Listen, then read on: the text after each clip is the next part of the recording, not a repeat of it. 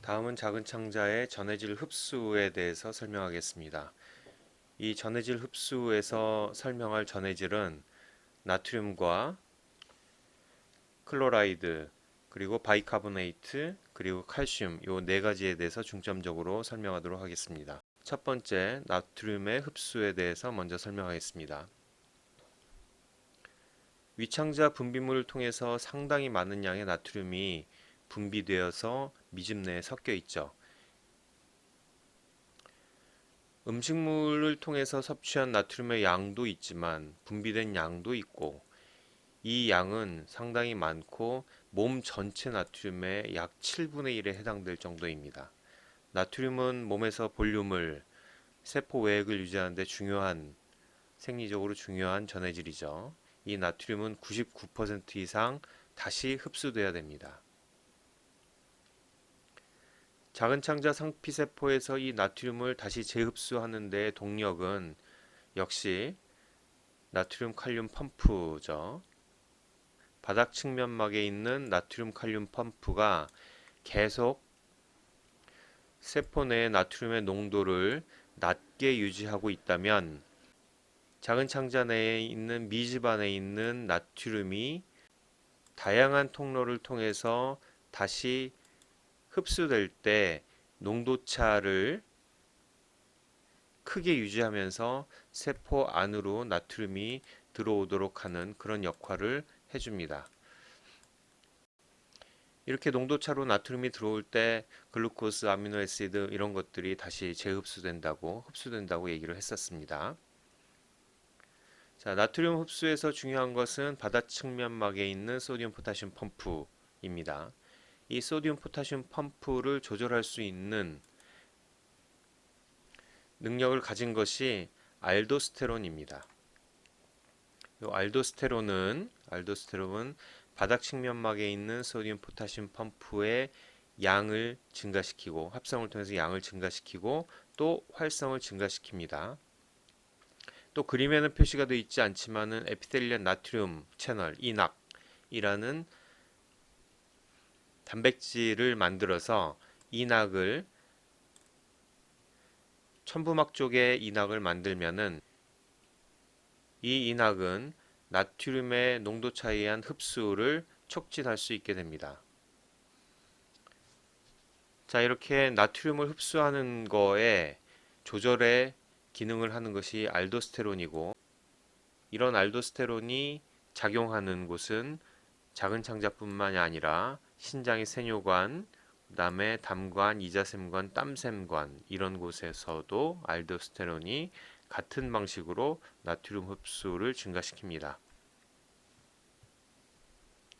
자, 두 번째는 염소이온입니다. 염소이온은 아직까지는 나트륨이나 물의 이동에 생기는 그런 힘에 따라서 수동적으로 흡수된다고 그렇게 설명하고 있습니다. 그 밖에 염소 중탄산염 역수송을 통해서 들어오거나 또 세포 사이 경로 파라셀러 패스웨이를 통해서 염소가 흡수가 됩니다. 자, 세 번째는 중탄산염인데요. 중탄산염은 이자액과 담즙을 통해서 많이 분비가 됐었죠. 그 분비되는 이유는 위산을 중화시키기 위해서 분비되었습니다. 미즙 안에서 수소이온과 결합해서 탄산을 형성하고, 그 다음에 물과 이산화탄소로 분해된 다음에 상피세포로 흡수됩니다. 마지막으로 칼슘입니다. 하루에 약 500mg 정도가 능동적으로 흡수된다고 했습니다. 몸에 필요한 양에 따라서 흡수가 늘어날 수도 있고 줄어들 수도 있다는 얘기입니다. 이런 칼슘 흡수를 조절하는 호르몬으로는 부갑상센 호르몬과 비타민 D가 있습니다. 이 부갑상센 호르몬과 비타민에 의해서 흡수되는 칼슘의 양은 조절됩니다. 이 중에 작은 창자에서 칼슘을 흡수하는 데 조절의 역할은 비타민 D가 좀 더 중요하다고 여겨지고 있습니다. 오른쪽 그림을 통해서 칼슘이 작은 창자의 상피세포로 어떤 방식으로 흡수되는지를 살펴보도록 하겠습니다. 먼저 첨부막 쪽에 TRPV6 통로입니다. 채널입니다. 이 채널은 신호를 받으면 열리는 작용을 합니다.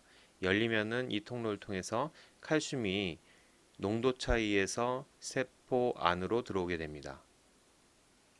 세포 안보다 음식물을 통해서 들어온 미즙 안에는 1밀리몰라까지 아주 높은 농도의 칼슘이 있죠.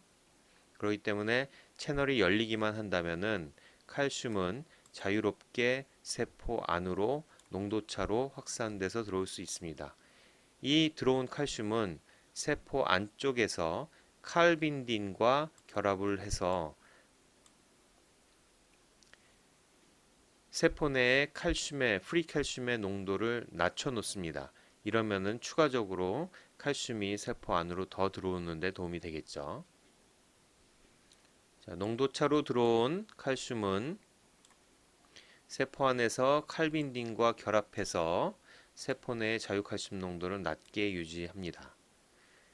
이렇게 해서 들어온 칼슘은 바닥 측면막의 두 가지 경로를 통해서 혈액으로 칼슘이 흡수가 되는데, 첫 번째는 ATP를 사용하는 칼슘 하이드로젠 익스체인저 펌프입니다. 펌프. 하이드로젠 아연을 가져오면서 칼슘을 세포 밖으로 혈장으로 내보내는 그런 펌프 ATP를 사용합니다. 또 하나는 나트륨을 통한 2차 능동수송으로 칼슘을 세포 밖으로 내보내기도 합니다. 나트륨이 세포 안으로 들어온 힘, 3개의 나트륨이 들어올 때 칼슘이 하나가 세포 밖으로 나가는 이런 작동을 통해서 혈장으로 칼슘이 이동하게 됩니다. 세포 안의 칼슘의 농도는 낮고 혈장의 칼슘의 농도는 높기 때문에 능동수송이라는 것은 알 수 있겠죠. 자, 이 과정에서 비타민 D는 여기에 관여하는 모든 단백질의 합성을 촉진합니다. 특히 칼빈딘의 합성을 촉진해서 세포 내의 프리칼슘의 농도를 낮춘다면 훨씬 더 잘 흡수가 되겠죠. 이런 방식으로도 비타민 D가 작은 창자에서 미집 안에 있는 칼슘의 흡수를 조절할 수 있다라고 설명을 합니다. 작은 창자가 흡수하는 물질 중에 생리학적으로 중요한 성분이 철입니다. 철은 다양한 음식물에 포함이 되어 있는데요. 보통 하루에 15에서 20mg 정도를 입으로 먹습니다. 이 중에 흡수되는 철은 10%도 안 됩니다. 흡수되는 방법은 작은 창자에서 능동수송을 통해서 흡수가 됩니다. 음식물의 철에는 육류에 포함된 유기철과 그 다음에 야채에 포함된 무기철 형태가 있죠. 이 중에서는 유기철이 훨씬 더 잘 흡수됩니다. 이 유기철이 들어있는 육류의 음식 중에는 혈색소가 풍부한 선지, 곱창, 간 이런 것들이 있죠. 이 육류에 포함된 유기철은 대부분 햄에 포함되어 있는 그런 성분입니다. 오른쪽 그림으로 작은 창자의 상피세포를 통해서 철분이 흡수되는 과정을 살펴보도록 하겠습니다.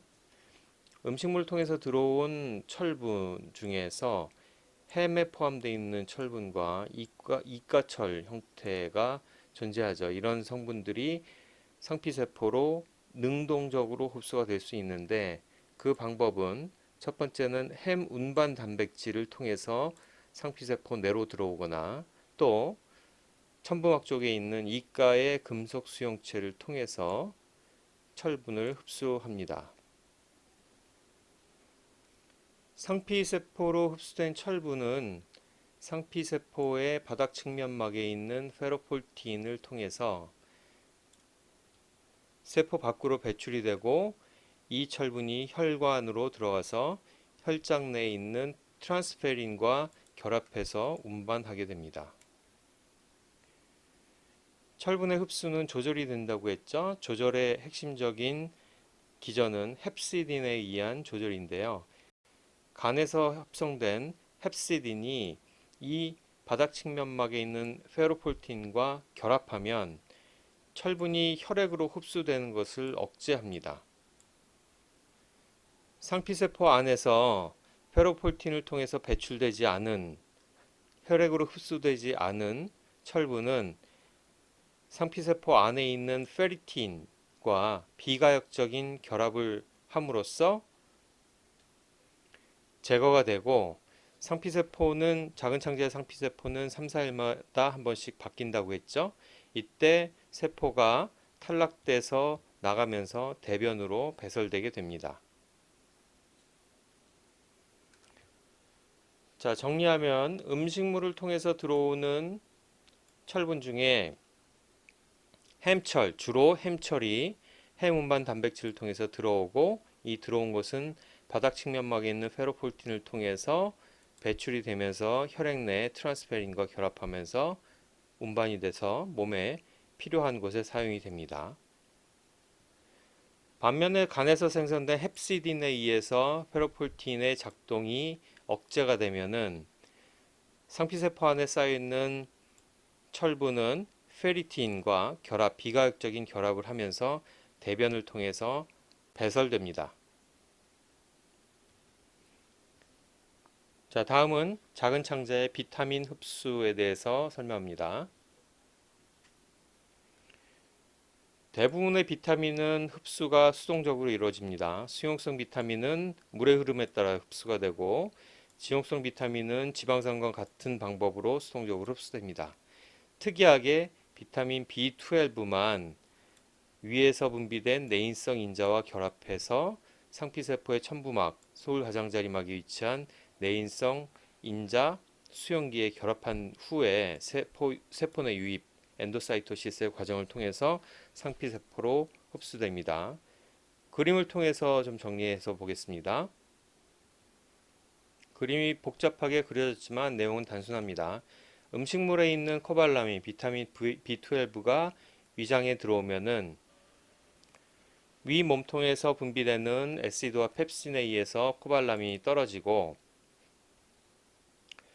위산을 분비하는 벽세포에서 같이 분비되는 내인성 인자와 작은 창자에서 결합을 해서 이동을 하면서